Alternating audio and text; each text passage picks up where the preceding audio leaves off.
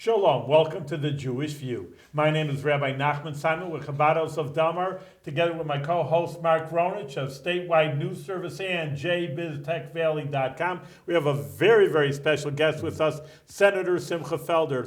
Can I call you first name Simcha? Please. Very good. Simcha, it's really a great honor for you to be here on the Jewish View. It is. Yeah, thank you. It is. It is for me, yeah. And Well, as people could see right away, you have a beard and a yarmulke. I mean, that you're a religious Orthodox Jewish person, and sometimes you'll say, well, wait a minute, you're a rabbi? I say, maybe Rabbi Zama got it wrong. You're Rabbi Felder? No, you're Senator Felder. And that is really something very special, that you're the only Orthodox Jewish person in the state Senate today. That's very, very special. And you are a CPA by profession. I am a CPA and I have an MBA in business. Right. But that's not what makes somebody. Well, no, right? but it's good for background Yes, that people should know that you're not an attorney, because most legislators are attorneys. That's true. So I just like No, the I variety. appreciate that. I like the variety. I teach as well. Okay. Really? Yeah. And do you have given that you're good with numbers and you're good with business, having the MBA and the CPA, how do you see the state budget? And do you see this as being totally dysfunctional from a CPA standpoint, or is it all in good working order? Well, saying that it's generally speaking. dysfunctional would mean that I'd have to say that I'm dysfunctional myself. And some may say that, but I think that being a CPA and having some of that background helps me a lot as well. And when it comes to the budget process, I can't tell you where that is at this time. Just move it up. Yeah. Fix it? Yeah, just move it up. Is it functional? Up. How is it now? Good. Good. So But, It certainly helps. But, I but, think it's but I'm just helpful. saying, when you look over the budget and you look at the documents, any budget, this isn't your first state budget.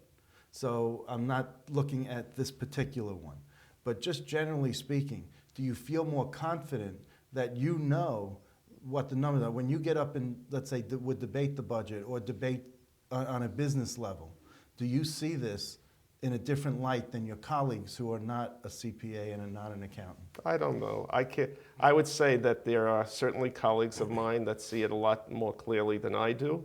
And there are colleagues of mine that I see it probably a lot more clearly, and some I think that it's important. Yeah. I mean, because usually you see on an honor percentages, Mark's our man in the Capitol, but how many are lawyers? And usually I know it's like probably 90% or something like that. It's just good to see another person. That's what we're saying, with a different perspective. Certainly, I'm look at happy to have that attribute, about being, I would say, being good with numbers, but I don't know about saying that gives me a plus or minus. It certainly is helpful to me. Okay. Just being an Orthodox Jewish person, I mean, first of all, sometimes you are what you are, and every person, if they're non-Jews, they're Jewish, and they're Afro-American, I mean, they're going to come into the Capitol with their perspective on things, and that's really what a democracy is. Got Democrats, Republicans, everybody's coming in with their issues and things that they want to get, legislated, passed. But as an Orthodox Jewish person, like I say, in a way you're unique because you're the only Orthodox Jewish person in the Senate. I mean, what are special issues from number one, your district, which is Borough Park, which is a major Orthodox Jewish community. I think it's the most dense Jewish community, even from Israel. That's what they say, that it's so packed. So, I mean, do you have any perspectives on that, or special legislation that you would like to see passed that pertains to the Orthodox Jewish community? Well, I'm not sure you're aware, but I have many, many Lubavitch Chabad nephews and nieces throughout the world. And the Rebbe himself, I used to go to many Farbrengens, used to talk about Yefutzu Meinesecha Chutza, which means that you should spread, everywhere. So it's true that I represent a overwhelmingly Orthodox Jewish district, but my job primarily, I think, is to make sure that we make a Kiddush Hashem, sanctify God's name, wherever we are and whatever we do. And I believe that everybody has the opportunity to do that everywhere, wherever it is. So I chair two committees. One is New York City Education, and that's very, very important, as well as children and families. So that, in the context of that, I'm here certainly to do everything I can to ensure that my district gets the resources and the legislation that's important to it.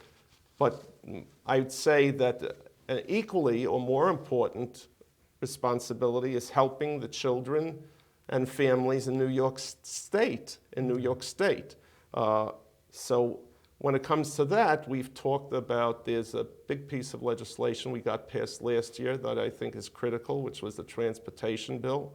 The transportation bill, in essence, allows public and non-public schools, if I may say the word privatize, to be able to provide transportation for their kids themselves. In other words, that the city is saying we will reimburse schools to provide transportation on their own if they wish so. And that was a piece of legislation that was passed last year. And you have a bill that you're co-sponsoring with Marty Golden, creating an education investment tax credit in New York State. Yeah, that's a fabulous bill. Could you talk about that a Yeah, little more? and God willing, we hope that it'll get passed this year. So for a very long time, many advocates have been trying to do everything they can to help non-public school parents.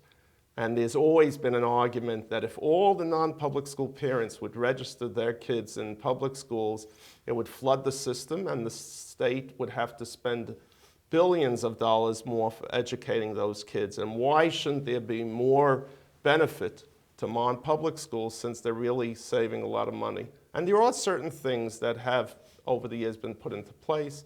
Transportation is one of them, that non-public schools get reimbursed or they're provided. Lunches, textbooks, and some other things. But this item would allow anybody to contribute a part of their tax due. So going back to my CPA credentials is the right word, is that there's a distinction between itemizing deductions. For example, people own homes and things like that are allowed to come up to a number which is applied to reduce their tax due. But it doesn't, for example, if you own a home and pay interest, the interest payments don't come off the tax that you're going to pay. It comes off a formula that brings it there.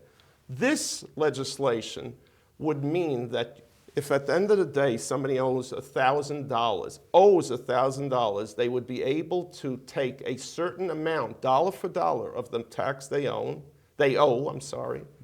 and contribute that to a foundation that would provide to public and non-public schools additional resources. To the public schools, they would be able to, the foundation would contribute to having additional resources, whiteboards, musical instruments, anything that they're not getting now due to budget constraints. To the non-public schools, they would provide scholarships to families that can't afford to pay education, whether it's in Catholic schools, Jewish schools, any non-public schools. Do you expect this bill to pass? We are praying. Maybe the rabbi can help us out. Do you have an assembly sponsor? Yes, the assembly sponsor is Michael Cusick from Staten Island, who's a Republican. But this is... He's a Democrat. Cusick, isn't he? He's head of the elections committee. It's a good thing you're here. Yeah. So it's a good thing you're here. Yeah. I don't want to ruin his reputation. He wouldn't be chairing the elections committee. No, you're right. You're absolutely. Thank you for correcting me. But we do have broad support, not only among elected officials, in terms of unions, the Catholic Association. There's really widespread support, and the governor himself has gone on record as saying, through Larry Schwartz, who's one of his top people, saying that he's supportive of this effort. So we're really hoping that. Well, the Assembly Speaker, Shelley Silver, should be supportive of this too. I mean, we'd have to ask him. But you haven't had a sit down with him or his council, no? No. Okay. He's at a much higher level than I am. So, but he's almost the same level as Senator Golden. You know, they say "Shog l'chachma shtika." Silence sometimes is the proof of intelligence. In this case, I'm better off being silent. But this is a rare opportunity It to really is give something special. children in public and non-public schools. That's what's so good about it, because public school children need help in making sure that they get the resources they need that they're losing because of budget constraints, and non-public school children certainly need help with I tuition. think this is important because, first of all, the burden, I mean, people should know, and our viewers should know, the burden of tuition on, listen, people have big families in the Orthodox community and the Orthodox Jewish community, and tuition is really a backbreaker. But, you talk like you say, a good Lubavitcher, you don't only care about yourself, you care about everybody else also. Yeah. So there are these Catholic schools, and, they're breaking, they don't have money, and they need help. And the public school children as well. Yeah. And the education, Well, the teachers put out so much money for school supplies. that would help them. That really certainly- would. Teachers that- don't, yeah. I think teachers and nurses are some of the most underpaid and underappreciated professions in the society. And I really think that anything we could do to help both of them would be great. I agree. I agree. Let me just move on for a sure. second. I noticed something which was very touching on your website, and that is this resolution in memory of this Holocaust rescuer. Yeah. To say his name and Michael Ber Weissmandl. It's really very, very hidden person, very modest person. But during the war, he was sending maps and information that he was getting, in essence, they were paying money for people to try to get information. Mm-hmm. They meaning the U.S. government. I'm talking about Rabbi Weissmandl and a broad Was group of paying. people. Yeah, they were They were paying for paying. information, like intelligence Okay. gathering. They got maps of the railroads that were going into some of the camps. They got maps, and in essence, they sent those maps to the United States, and they provided those maps to people that were very, very high up in the U.S. government and were begging for one thing, that they bomb the tracks. That they should bomb the tracks so that it would stop the death camps. Well, that's part of where they say FDR knew Yeah. and then did nothing. So that was And that's one part of area, it, and then he was very, very involved with some other people in saving thousands and thousands of Jews. I got to tell you, At his own expense, he went back. He lost his entire family in the Holocaust. during the Holocaust, and then came back here. But he was a rabbi. He happened to be the son-in-law of the Nitra Rav, who was a very well-respected rabbi in Europe, and he dedicated his life really to saving other people. So the significance of his studies did not in any way come into play when it came to saving Jews. one of the amazing things that I saw on your website, and I don't think I've seen this before, is that you actually have Hebrew writing on the bottom of that section in your and usually on your website. And usually you don't see foreign language, whether it's maybe Spanish, but wouldn't see Chinese or Mandarin or. This is in memory of Rabbi Weissman. And this is it's in memory of Rabbi Weiss. Very good. And he put that on the bottom of the Excellent. on the listing. We try to make sure that everything is in English, but that doesn't mean that when something is so important that we know that it says that if you save one life, it's as though you save the entire world, which is understandable. So we translated, but we thought that it was, in this case particularly, saying what he stood for. Well, I thought it was phenomenal, and We that's felt why I'm very bringing strongly. it up. And I knew that, well, if you did that and went the extra mile for this, to have the Senate staff who doesn't know Hebrew put this on the website, then I would bring it up because this must have meant something special to you. It really means it's special to everyone. Let me ask you about another bill that you have, which is relating to orders of protection and termination of parental rights proceedings, child protective proceedings, and permanency hearings regarding children freed for adoption. And I see here what the issues are, but I'd rather you talk about it. Can I see, because we're working on a number of them at the same time that sound It has to do if a child's in foster care and the birth parent wants to be meddling into the life of the child and the foster couple, it causes more of a problem in terms of the child readjusting to another family. And you have legislation that would change what the birth parent can do and cannot do, and allows the courts to implement something more than what already exists now. This is a very important bill, but I will tell you that due to the sensitive matter that's involved in the bill and the discussions that have been going on, I would prefer not discussing it. Well, Yeah, just from what the It's bill on memo, the- just it's from what the on bill line. memo says, Yeah, you know, it's just what's on- public information. Yeah. I mean, I just think it's so important. I covered a story that was similar to this, and I worked But with. Mark, I didn't know, I thought that once you give your child for adoption, that the child will never know. It's not No, supposed they to do. know. They They really? in some cases they do know, and if the birth parent meddles in the middle of a adoption, foster case, it really is more disruptive to both the foster parent's Sure. family and then No, the I can child imagine in that, terms of the sure. struggle at such a young age. It's emotional struggle. Yeah. So what, I mean, is this, you're chair of the Children and Families Yeah. Committee, so I presume that it's in connection with your role there. It is, but as I said, I know you're doing a good job at asking me questions, and they're good questions, but in this particular, sometimes there's discussion. This is certainly public, open public viewing, but I would prefer not discussing it at this time, Is there- because I'm hoping that we're going to come up with some really good solution to this that would be even more helpful. I'm just saying, again, I always go back, I guess I'm the rabbi and Mark's the Yeah, reporter. it's good. But in any case, Dad, we're a good team.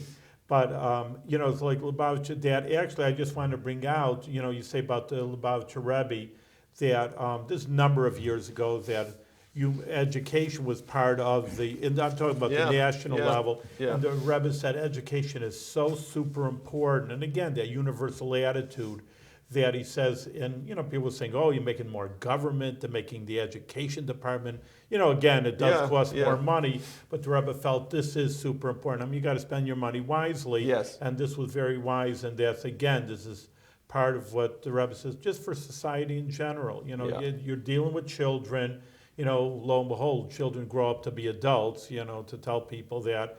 But, it is that, I see it because I work with all kinds of people, and people would have problems, to say the very least, and they come to the rabbi, and like I say, I'm half a social worker just because I'm a rabbi. But in any case, Dad, it is super important what you're doing. I mean, it's really, sometimes I feel people say, what are you doing? Well, I don't make cars and I don't make airplanes. I'm a rabbi. Well, what are you there? I says, well, I'm helping people, society. If you change, like you said, even one person, it's a whole world, let alone number of people, which, of course, you have that situation. You have that power to help children, and, that's tomorrow. That's the future. It's the children. It's funny you say that, because my father, may he rest in peace, and my mother, until 120 in good health, their whole life they dedicated to helping people. My father, for many years, I should say in 1952, opened a shtibel, which is a small shul. And your father was Harry Felder. Yeah, in Borough Park, Right. good. In Borough Park, and The Beth Aron congregation. that's correct. Okay. It's named for my grandfather, who was a really? watchmaker. Mm-hmm. But that shul, that shtibel, to this day, my father passed away 5 years ago, is a minion factory. It's busy day and night, and people are studying. But for many, many years, this is before 18th Avenue was sort of the center of Borough Park, became. But that 1952, 18th Avenue was a suburb of Borough Park. When my father established the shul, had a Talmud Torah, where kids from public schools came for a Jewish, they called it at that time, release hour. They came for some education. But my father and mother, besides the shul itself, which still to this day is a hub of prayers, as well as for studying, that there all day and all night, it's open. And my father and mother were what you described, rabbinic family. It was a social service organization without the funding for it. Anybody who needed help, Jewish, non-Jewish, used to come for food, for lodging, for other things. People have problems. So when you say, what do? You really do everything. And that's the job you have. Helping people is the Yeah. highest profession. Yeah. in a Well, you sense. Yeah. talk about feeding and all. Have you? What's happened with your attempt to ban feeding of pigeons in New York City? Oh, I tell you that I stopped even discussing that bill Okay, because never mind. it was such. No, it was very easy. My wife had bought me a brand new tie for, I don't remember which one of the Yom Tovim, the holidays, and a pigeon did what it does, and it's clear that in the city at least it's a real problem. I approached PETA, all the organizations that were involved in protecting animals, and I asked them, and they encouraged me to put forth legislation that would prohibit feeding pigeons except on your own property. That's And that went interesting. through. It got Oh, signed. no. What happened was that everyone was they were discouraging me from doing anything with it. I said, no, this is something that's Why really. were they against? I don't know, but I'm just telling you, it was a simple law that you're allowed to feed pigeons. No one's telling you not to, but it should be on your property because people used to bring. Go to the park. Yeah, and they said it was bad for the pigeons. It was bad. It brings rodents, all kinds of things. It was a simple piece of legislation. I will tell you that. I said, no, we have to do something about it. I just felt like it was wrong. So I have this press conference on a Sunday morning near City Hall to discuss this. And it's 10 o'clock or whatever time it was, no one showed up to this press conference. I'm thinking to myself, look, I tried. I figured I'll wait another 5 minutes or so. I'm about to leave, and throngs, I'm saying, of reporters. Oh, I thought you'd say pigeons. No, they felt throngs Of of reporters, reporters. yeah. There was no issue that I had that got so much attention. Oh. I'm talking about international. There was CNN. Everybody showed up for this pigeon Well, thing. it's a big thing. I don't understand. I don't know. Did the pigeon I don't, pay a visit to you during your news conference? Yeah, that's funny. There was a pigeon walking around, Wanting to hear. Yeah, I was thinking to myself, it's not about you. You get plenty of food. But I stopped talking about it because after that press conference, it got so much coverage. Yeah. No one would talk to me about anything else besides pigeons. Well, I didn't know that. And I just sort of. But saw we're it. here. We're here. Okay. You did your homework clearly. I'm just amazed. You have a great background and you've done so much for the community, and that really just shows, that you know how to connect with people. What makes that magic happen? What is inside that makes that happen? I would like to attribute the love for people, at least to the greatest part is to my parents, because you grow up in a household and you watch people. I can't compete with my father and mother, but watching the love and the care that you felt it was in the air whenever they met people is something that I have tried, and I try to Emulate. encourage my kids to as well, to say hello, to say good morning, to be nice to everyone. And it's something that my father, may he rest in peace, when he used to travel on the trains, he used to strike up conversation with everyone and anyone. Today, he'd probably be locked up in jail if he did that. They say, oh, what are you trying to do? But I try, It's called it's being something. friendly, Yeah, I try, and it's something, something we should all work on. I've asked this of the assemblymen who were observant. We've had Phil Goldfeder on and Mike Simanowicz and Dov Heiken. Yeah. How do you, keeping kosher, and how do you personally survive up here and live up here when we don't have a kosher restaurant? I know in the assembly they have fruit and they have certain other parov type of thing, foods, but they don't have anything specifically kosher. Do you have and Assemblyman Goldfeder said he has a refrigerator stocked with food, and I checked it out. He's got a lot of junk food around, pretzels and potato chips. But how do you live? How do you survive up here with your food requirements? It's funny, the rabbi is here. We have a Chabad rabbi, so I keep on thinking of analogies, but the Chabad Shaluchim that go over the world, they figure it out. I'm in good shape. I Well, mean, tell they're- me, how do you- So let me just say is that there's two categories. One is nash, or junk, and the other is actually eating something of substance. So there are a lot of things, obviously if you go into the lounge in the Assembly and the Senate, there's a lot more junk as well as good food that I cannot partake of. But there's fruits, plenty of fruit, there's plenty of HO oatmeal. I'm not plugging a particular brand, but just oatmeal, there's plenty of products that have an OU or some sort of certification. We live in a time that it really is really easy. I can't tell you that I in any way enjoy the meals that I would have at home, all right? I can't. My wife's cooking, although I will say to you, to her praise, my wife cooks up chicken cutlets, other side dishes, puts it almost like in a takeout container. yeah. She freezes them. Then when I come up for a 4-day trip, I put them into the briefcase. Oh. I bring them up, and according to kosher law, you double wrap it, and I do warm it up. So the dinners, I can't get better. Because you bring it up from home. And then even lunches, I bring up tuna salad that's prepared or other things like that. So I'm not. But that's what you have to do. You Yes. have to bring it. Yeah. You think That- four that is days true. ahead and That think is true. it That is through. true. Like you're packing clothes. That's You got to think correct. 4 days That's ahead. correct. That's so you correct. have to do that. Yeah. Because I'm just trying now. Senator Scalos, who's the Senate Majority Leader or co-leader, represents a part of Long Island that is the 5 towns and is very Jewish, and he knows, even though he's Greek, he knows a lot of the kosher laws and Yes. stuff. I was very impressed after the State of the State message that he actually had some price chopper bagels and meats and breads and and kosher meat and sandwiches for people. That I believe he might have had that before you arrived, but I know certainly every year since you've been in the Senate, he's had that. Is that an attribution to you? Is that No, not at all. That's Okay. his. I don't know if he had it before, but I wouldn't be surprised at all if he did.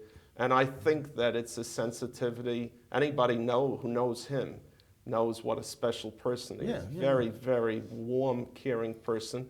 It's an accommodation, and it's just a sensitivity. I mean, just general, again, as I've been saying to Orthodox Jews, how do you get along with your fellow senators in general? I want to tell you that for the most part, people respond to other people. Kamayim panim el panim. It's like the way you treat them, the way they treat you. A lot of people that I've met don't know much at all about what it means to be a Jew at all, forgetting about an Orthodox Jew. I had a very, very funny incident when I first got here. I was talking to somebody, and he was very warm. I just got here, how are you doing? And he came over to me and he says, I'll have you know. And he wasn't Jewish. He says, I'll have you know, my wife is Jewish. So I didn't want to make a whole thing out of it. I said, I'll have you know, my wife is Jewish. too. Yeah. And I thought I'd get a good laugh. Yeah. Well, he says to me, that's very nice. Yeah.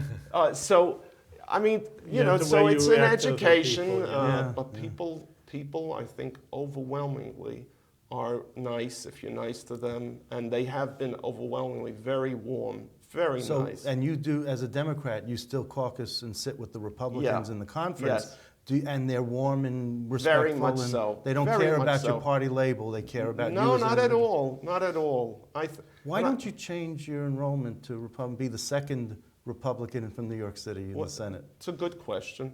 The answer to that is that to this day in New York City, Democratic enrollment is overwhelmingly Democratic. I should say, Enrollment is overwhelmingly Democratic. So in local elections, it makes no difference because in my district, I'm fortunate enough to have constituents that really are independent and liberal, if I may say. I want to define that because, for example, years ago, Governor George Pataki won, who was a Republican, won with the same percentages as Carl McCall, who was the Democratic candidate for controller. Right. So that's clear. So But I just wanted to say that, here you are, I mean, Senator Roback from Rochester Yeah. was elected to the Senate as a Democrat, and then when he ran for re-election, he switched to the Republican side. Could you I follow? want to answer the question Yeah. because I didn't answer it yet. They say if you ask a politician a question, he answers whatever he wants to say. It may not have anything to do with That's the why question. I bring you back to it. Yeah, that's why you're a tough customer. Yeah. So the answer to the question is, but citywide elections in New York City, if you want to have any impact on who the next mayor is, the Right. next controller, or the next public advocate, without being registered as a Democrat, you have no impact. That's the way the city is. So in a general election, you can still vote. You can still vote your conscience in any party. You can vote whoever you want.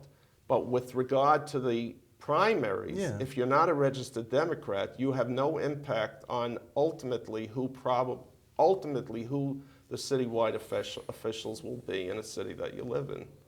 All right. Well, that's like Albany is like Mark, that. we're out Okay. of time, but I want to give you a blessing. That's what Mark always tells me. You're a rabbi, you got to give a blessing. It's part of my job. No, but it's just my pleasure because it really, as you said yourself, you're a Kiddush Hashem, sanctification in God's name, Orthodox Jew, and you care about all the people of New York State, including the children, and people respect you for who you are and what you are, and we only wish that you should continue with good health and representing the good people of New York State. And come back again. Amen. V'hamavorech Yisparech, which means that both of you who are giving blessings should receive the same blessings, at least. Amen. Thank you. Thank you. Amen.